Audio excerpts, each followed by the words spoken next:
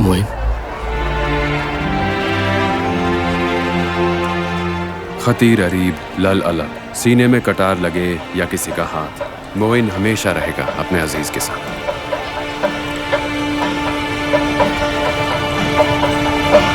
तू लौट जा मोइन। इस रणभूमि में मेरी मृत्यु हुई तो परिवार को सम्मान और मुझे स्वर्ग प्राप्ति।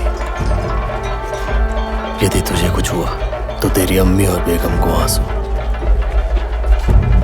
अपनी आखिरी सांस लेने से पहले मेरे अब्बा जान ने एक ही बात कही थी कि मरते दम तक मुझे तुम्हारा साथ देना है। अब्बू की बात मेरे लिए अल्लाह का हुक्म है।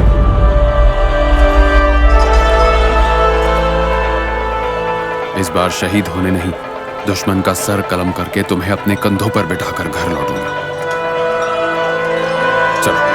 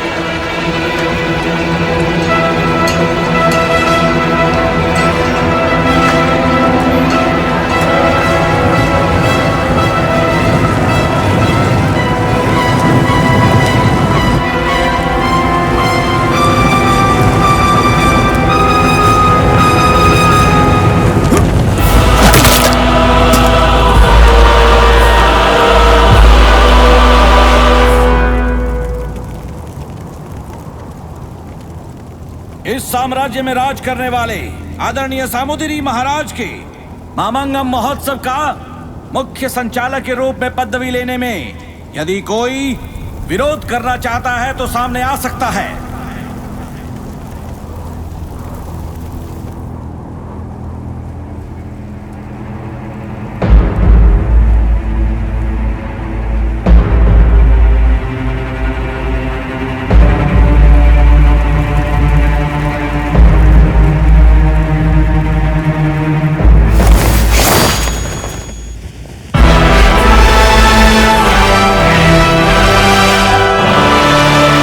विरोध है।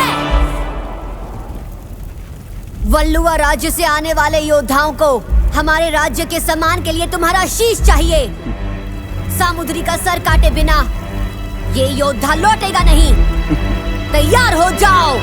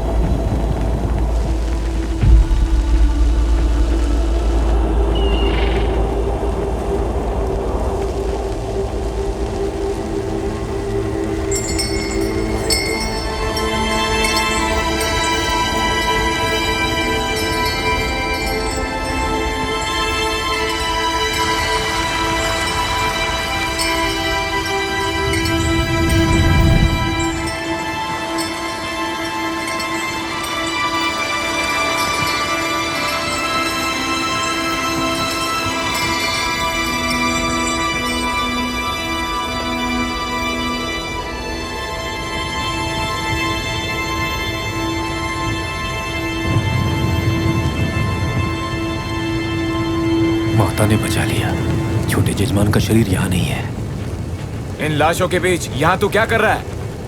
आत्मघाती योद्धा के नए लोकगीत की कहानी पक्की करने आया हूँ मैं। धर्म योद्धा के शरीर को छुपाने की कहानी कल से बंजारे गाते फिरेंगे। उस योद्धा के शव को ले जाने वाला चाहे कोई भी हो, सीमा पार नहीं कर पाएगा। 20,000 की सेना भी भेज दो, एक भी लौट कर नहीं आने वाला।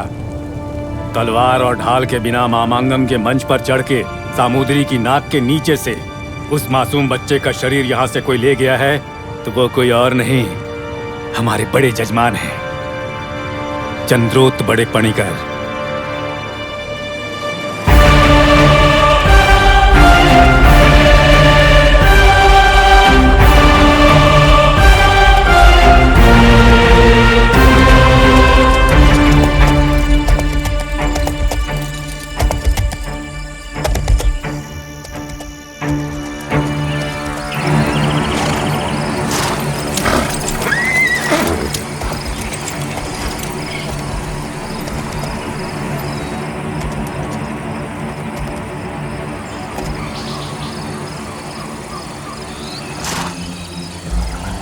आत्मघाती योद्धा का शव,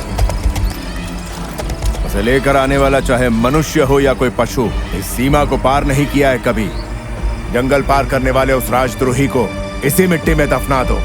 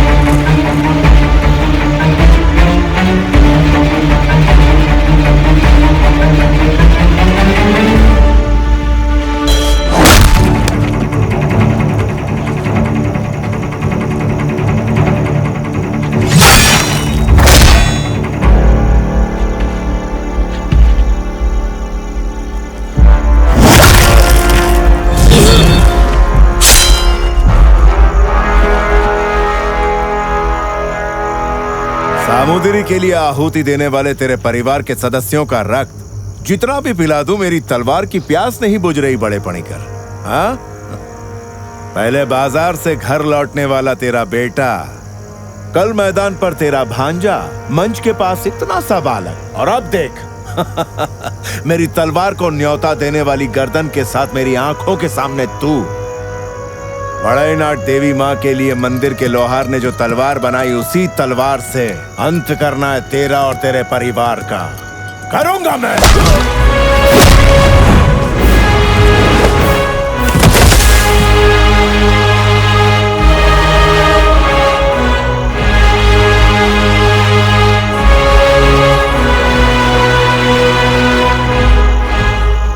आदि शक्ति को समर्पित वीर योद्धाओं के रक्त से पवित्र हुई इस पावन तलवार को तेरे शरीर में बहते गंदे रक्त से अपवित्र नहीं करूंगा। तेरे हाथों मारे गए योद्धा और साधारण लोग जो भी आज तक इस तलवार का शिकार बने हैं, वो केवल धोखे के कारण।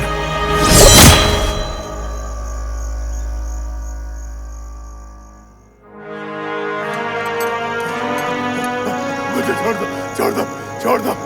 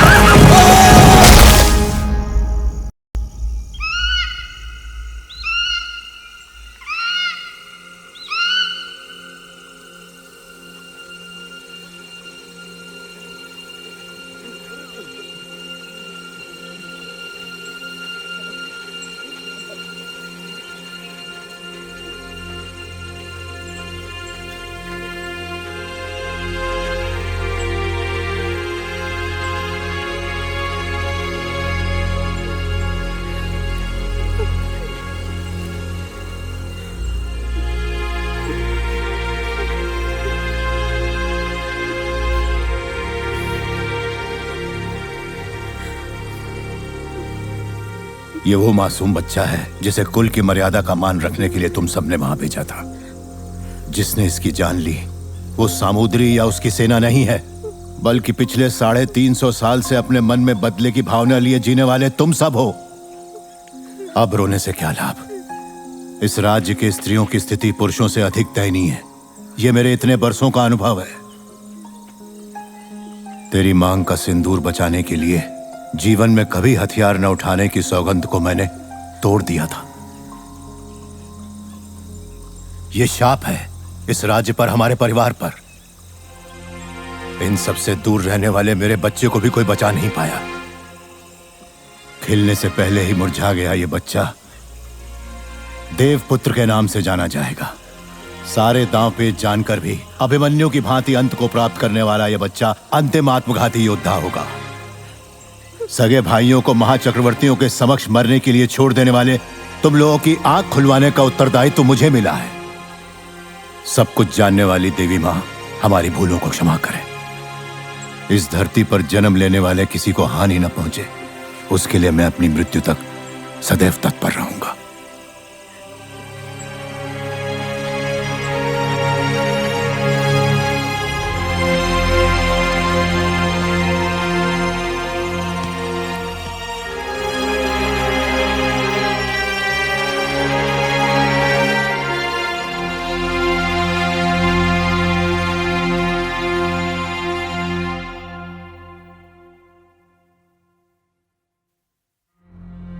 मामंगम के इतिहास में कभी भी तिरनावाया से किसी भी आत्मघाती योद्धा की लाश वल्लुवा राज्य में लाई नहीं गई, सिवाय उस एक घटना के।